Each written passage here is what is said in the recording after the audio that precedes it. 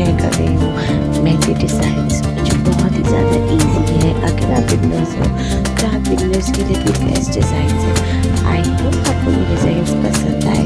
अपने फ्रेंड्स और फैमिली में ज़रूर शेयर करना और मुझे ज़रूर बताना इसमें से आपकी सारी फेवरेट डिज़ाइन कौन सी है।